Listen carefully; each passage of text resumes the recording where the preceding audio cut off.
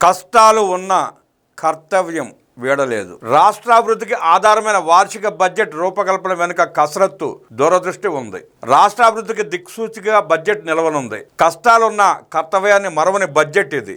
ఆర్థిక మంత్రి పయ్యావుల కేశవ్ ప్రవేశపెట్టిన 2025-26 వార్షిక బడ్జెట్ ప్రజల కళలకు ప్రతిరూపం. ఇది అంకెల గారడీ కాదు, ఆచరణాత్మక అభ్యుదయ బడ్జెట్ అని చెప్పాలి. ఆంధ్రప్రదేశ్ రాష్ట్ర ఆర్థిక ముఖ చిత్రాన్ని మార్చే కీలక ఘట్టం ఆవిష్కృతమైంది. 2026-27 వార్షిక బడ్జెట్ లో రాష్ట్రం ఎదుర్కొన్న ఆర్థిక సంక్షోభం, అభివృద్ధి, ప్రజల ఆకాంక్షల కలబోతగా మూడో పద్దు ప్రవేశపెట్టారు మంత్రి పయ్యావుల. స్వర్ణాంధ్ర 2047 లక్ష్యంగా సాగుతున్న ప్రయాణంలో బడ్జెట్ ఒక కీలక మైలురాయి. అప్పులు, వడ్డీ చెల్లింపుల భారం భయపెడుతున్న సంక్షేమం, అభివృద్ధి మధ్య సమతుల్యత పాటిస్తూ బడ్జెట్ రూపొందించారు. ఆర్థిక సవాళ్లు ఆకాశమంత ఉన్న పాలకుల సంకల్పం బలంగా ఉంటే అసాధ్యం కాదని వివిధ రంగాలకు కేటాయింపులు నిరూపిస్తున్నాయి. సంక్షేమం రూపంలో సామాన్యులను ఆదుకుంటూనే అభివృద్ధి రూపంలో రాష్ట్ర భవిష్యత్తుకు భరోసా ఇస్తుంది బడ్జెట్. స్వర్ణాంధ్ర స్వప్నానికి సాకారం చేసే దిశగా వేసిన బలమైన అడుగుగా బడ్జెట్ చూడక తప్పదు. విద్య, వైద్యం, పట్టణ పరిపాలన, గ్రామీణాభివృద్ధి, వ్యవసాయం,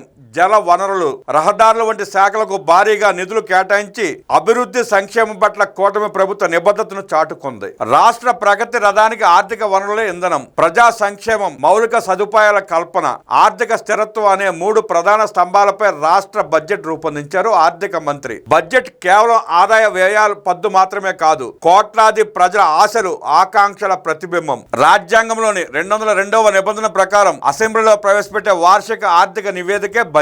కూటమి ప్రభుత్వం ఇచ్చిన హామీల అమలులో భాగంగా సంక్షేమ రంగానికి సింహభాగం కేటాయించారు. నిజమైన అభివృద్ధి అంటే భవనాలు మాత్రమే కాదు, మనుషుల అభివృద్ధి అని బడ్జెట్ నొక్కి చెబుతోంది. అభివృద్ధి మూలధన వ్యయంపై దృష్టి, సంపదల సృష్టి కోసం ఆర్థిక మంత్రి గట్టి ప్రయత్నం చేశారు. అమరావతి నిర్మాణం, రాజధాని పనుల వేగవంతం కోసం ప్రత్యేక నిధులు, పోలవరం ప్రాజెక్టు నిర్ణీత గడువులోగా పూర్తి చేసేందుకు కేంద్ర సాయంతో కూడిన కేటాయింపులు, పరిశ్రమలు, మౌలిక సదుపాయాలు, పారిశ్రామిక కారిడార్లు, పోర్టుల అభివృద్ధి ద్వారా ఉపాధి కల్పనపై దృష్టి పెట్టారు. 2025-2026లో 3,22,359 కోట్ల రూపాయలతో బడ్జెట్ ప్రవేశపెట్టగా 2026-2027 ఆర్థిక సంవత్సరానికి 10,000 కోట్ల రూపాయలు పెంచి 3,32,205 కోట్ల రూపాయలతో బడ్జెట్ పెట్టారు. ప్రాధాన్యత రంగాలకు భారీ కేటాయింపులు జరిపి సీఎం చంద్రబాబు లక్ష్యాలకు, ప్రజల ఆకాంక్షలకు అనుగుణంగా బడ్జెట్ రూపకల్పన చేశారు. ప్రజలే ముందు అనే నినాదాన్ని బడ్జెట్ కేటాయింపులో నిజం చేసి చూపించారు. గత ప్రభుత్వ పాలనలో విధ్వంసమైన ఏపీ పునర్నిర్మాణం ప్రారంభమైంది. ఆర్థిక వ్యవస్థను పునాదుల నుంచి పునర్నిర్మించాల్సి ఉన్న ప్రజలపై పన్నుల భారం మోపకుండానే వీలైనంతగా ప్రభుత్వ ఆదాయం పెంపుకు కృషి చేస్తామని బడ్జెట్లో వాస్తవికతను ప్రజల కళ్లకు కట్టారు. సంక్షేమంతో ఏపీలో శ్రేయరాజ్యం స్ఫూర్తిని చాటడం ద్వారా రాజ్యాంగ నిర్మాతల ఆశయాలను నెరవేర్చేందుకు కృషి చేస్తున్నట్టు రుజువు చేశారు. 2 అంకెల వృద్ధి రేటు కేవలం గణాంకం కాదు, రాష్ట్ర ఆర్థిక శక్తికి, సమర్థ పాలనకు, పెట్టుబడుల సాధన, ప్రజల జీవన ప్రమాణాల పెంపుకు నమ్మకమైన సంకేతం.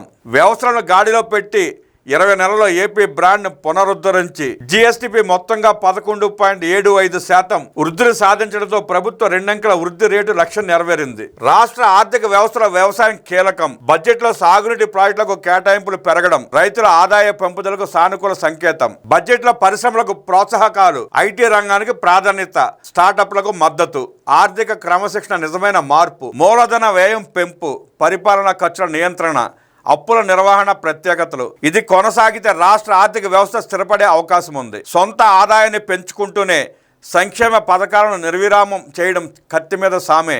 అందుకు కేంద్ర సాయం, విభజన హామీలు, ప్రత్యేక ప్యాకేజీల రూపంలో కేంద్రం నుంచి ఆశించిన స్థాయిలో నిధులు రాబట్టాల్సి ఉంది.